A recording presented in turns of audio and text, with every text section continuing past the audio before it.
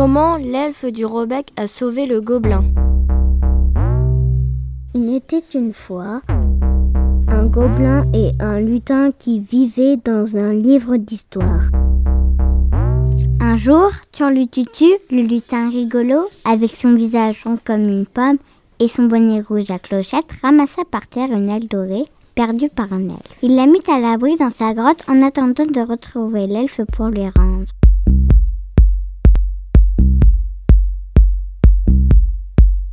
Mais Cambouille, l'affreux gobelin, la vola parce qu'il pensait que cette aile d'elfe pourrait le rendre beau. Lui qui était si laid et riche parce qu'elle était en or. Lui, c'était un petit être noirot et bossu. Sa tête boutonneuse était chauve avec de grandes oreilles pointues et des petits yeux noirs comme la nuit. Les haillons qu'il portait étaient dégoûtants. Il dégageait une horrible puanteur.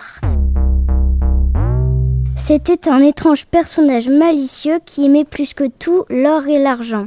Son activité préférée était de jouer de mauvais tours. Lorsque le lutin découvrit le vol, il se mit dans une colère terrible et pour punir le gobelin, il le chassa du livre d'histoire grâce à une formule magique. C'est alors que le gobelin se retrouva dans la bibliothèque de l'école Georges Clemenceau de Darnétal. Affolé par les cris des enfants, il se sauva et se réfugia tout tremblant sous le pont du Robec devant l'école. Il était paniqué et ne pensait qu'à une seule chose. Comment allait-il pouvoir retourner chez lui dans son livre d'histoire? Une famille de canards toujours élégants, avec leur plumage gris et vert, passait par là et aperçut cette étrange créature. Les joyeux canards furent d'abord surpris, puis ils s'approchèrent. Quelle sorte de canard es-tu? Questionna un des canards. Manges-tu des vers? Ajouta un autre. D'où viens-tu avec ta drôle de tête? Demanda un petit canard. Cambouille, tout en pleurnichant, se mit à raconter son histoire. Les canards écoutaient attentivement. Puis le père canard réfléchit et il dit: Je n'ai pas le pouvoir de te ramener dans ton livre, mais je connais quelqu'un qui pourra certainement t'aider. Pour cela, il faudra d'abord débarrasser la rivière de tous les déchets qui l'encombrent et la polluent.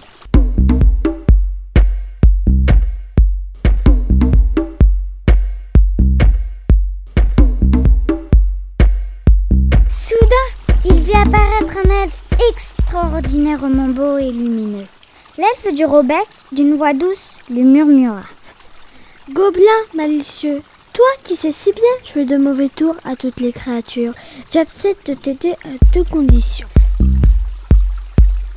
Pour commencer, tu devras débarrasser le Robec d'une gargouille qui avale l'eau de la rivière toutes les nuits et qui menace les animaux qui vivent là. Je t'attendrai au lever du jour, près du moulin Saint-Paul, pour savoir si tu as réussi. L'elfe disparut, et Cambouille attendit que la nuit soit tombée Pour voir la gargouille sortir de sa cachette. Psst.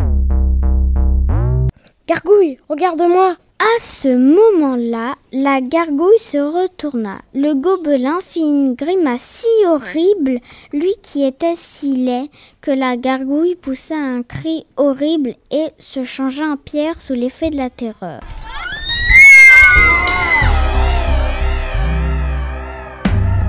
Le gobelin n'hésita pas et, de toutes ses forces, il l'envoya dans les airs.